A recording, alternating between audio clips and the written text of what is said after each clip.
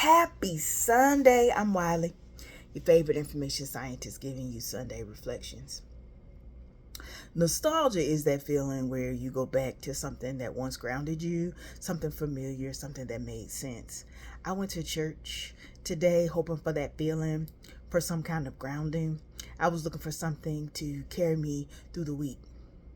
And I realized sometimes what's preached doesn't always meet you where you are. I grew up with educators, laity, and ministry leaders as parents.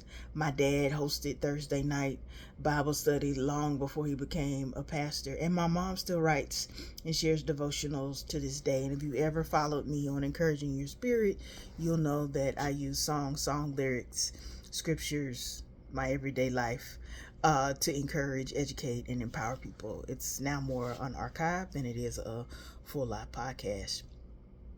But all of those experiences, you know, helped give me exposure to early teaching, conversation, and meaning making.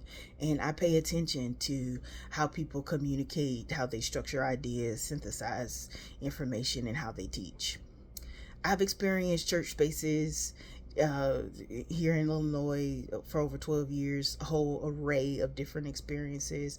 I promise this is not critique, criticism, or shade to any of them. Some have given me what I needed through music, through care, sometimes through sermons, sometimes through a combination of all of it.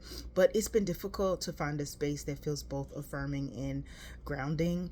And I've learned that going back to something, even something meaningful, doesn't mean that it's always going to feel the way it used to. And today I found parts of a service that felt familiar. The music especially reminded me of my piano teacher, Miss Clark, who was always joyful, lively, and caring. But the sermon at the church didn't land for me. I found myself trying to follow, trying to connect the pieces, and eventually I realized I didn't need to force it. I could just let it be what it was. These past few weeks for me have been heavy. I'm writing, revising, and working toward submitting a full draft of my dissertation. And I think when I reflected on it after church, I was going to church hoping that something outside of me would carry me through this week, because that's what it used to.